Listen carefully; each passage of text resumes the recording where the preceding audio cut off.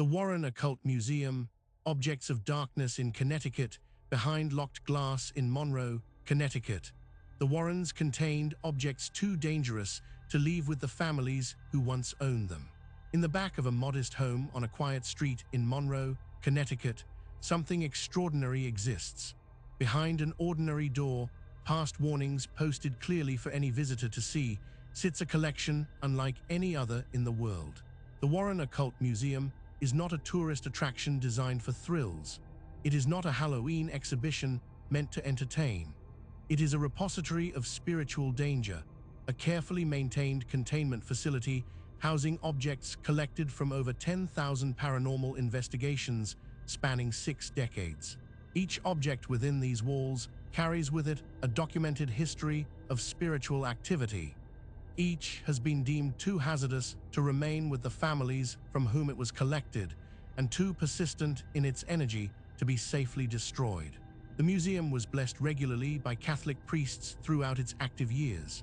Visitors were warned before entering, and at its center, behind a locked glass case bearing a sign that reads, "Do not open under any circumstances," sits a Raggedy Ann doll with button eyes that has become the most famous haunted object in the world. Ed and Lorraine Warren began their work in 1952, founding the New England Society for Psychic Research and dedicating their lives to investigating claims of hauntings, possessions, and spiritual disturbances. Ed, a demonologist and author, approached each case with methodical documentation and a framework rooted in Catholic theology. Lorraine, a clairvoyant who claimed the ability to perceive spiritual energy, served as the investigative intuition behind their partnership. Over the course of their decades together, they collected objects from cases that span the full spectrum of paranormal phenomena. Some objects came from homes where families reported violent poltergeist activity. Others were ritual implements used in ceremonies the Warrens classified as invitations to demonic presence. Still others were items connected to violent deaths or tragic events, objects that Lorraine Warren said retained the spiritual residue of what had occurred around them. The museum itself was designed by Ed Warren according to principles he derived from his study of demonology.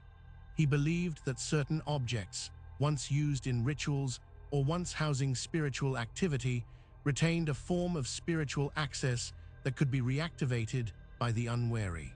These were not merely haunted items in the colloquial sense. They were, according to Warren philosophy, objects that had been given permission through ritual use, through invitation, or through the circumstances of their creation to serve as conduits for inhuman forces. Ed Warren maintained that such objects could not simply be discarded or destroyed. Destruction, he believed, could release the entity attached to the object rather than banishing it. Instead, containment was the only responsible option. The museum provided a controlled environment where these objects could be monitored, blessed, and kept away from the general public. The collection grew steadily throughout the decades. A satanic idol carved from wood, recovered from a case involving black mass rituals, sits in one section of the museum. Objects placed near it during overnight observations were found moved by morning despite locked cases and sealed rooms. A shadow doll, photographed by multiple witnesses over the years, appears in different positions from one image to the next despite no one having touched the display. A possessed organ reportedly played itself on certain nights, filling the museum with discordant notes that visitors described as profoundly unsettling. A collection of haunted mirrors from various cases lines one wall, each covered with cloth, because visitors consistently reported seeing faces in them that were not reflections. Objects linked to violent deaths, knives, binding cords, ritual implements, occupy their own cases, each radiating what Lorraine Warren described as a palpable sense of wrongness. Visitors to the museum regularly reported physical and psychological distress. Nausea, disorientation, sudden emotional breakdowns, and inexplicable fear were common reactions, particularly near certain cases. Some visitors reported physical marks appearing on their bodies after approaching specific objects. Others experienced accidents or misfortunes beginning immediately after their visit. The Warrens documented these incidents meticulously, viewing them as evidence that the containment protocols were necessary and that the warnings posted throughout the museum were not theatrical embellishments, but genuine safety measures. The most famous object in the collection is Annabelle, a Raggedy Ann doll given to a nursing student in the early 1970s. The doll began moving on its own, appearing in different rooms despite being left in specific locations. Written messages appeared on parchment paper, despite no such paper being present in the apartment. The roommates who owned the doll reported finding it in poses it could not have achieved on its own. A medium consulted by the roommates claimed the doll was inhabited by the spirit of a girl named Annabelle Higgins.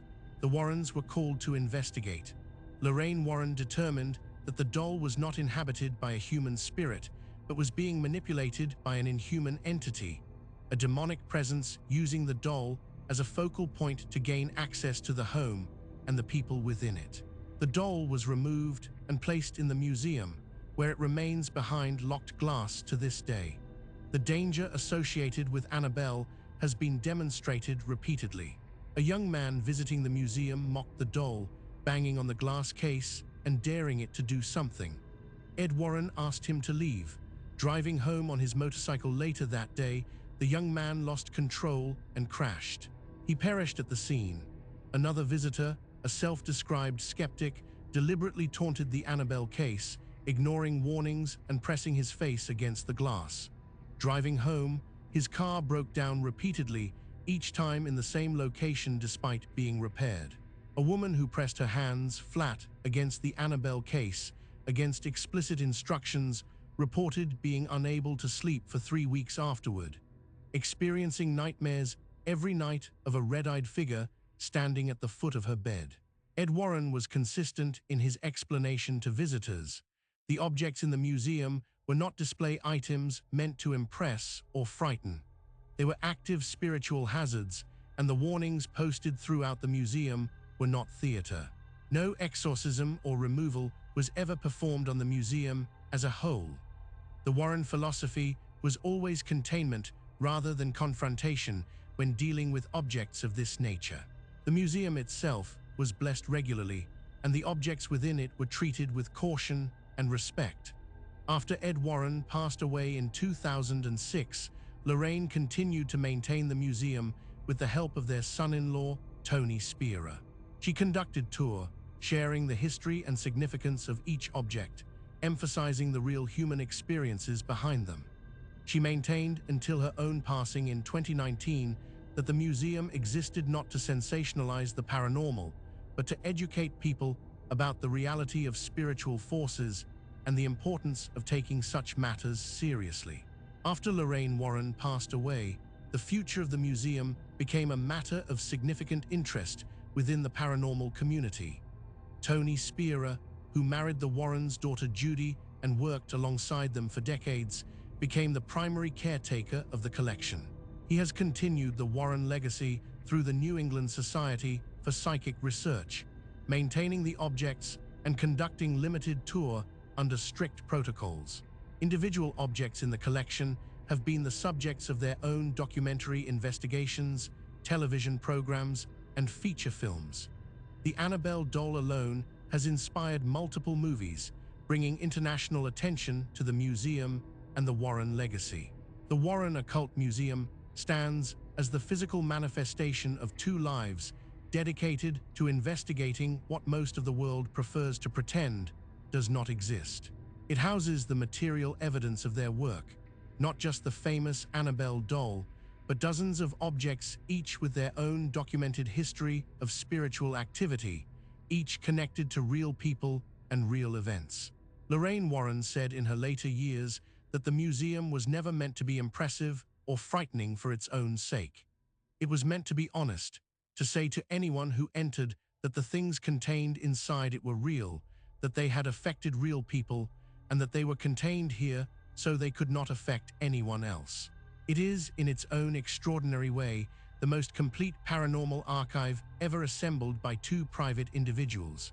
The locked cases, the blessed rooms, the warnings posted on walls, all of it serves a single purpose: to contain what cannot be destroyed and to protect the public from objects that the Warrens believed retained dangerous spiritual access.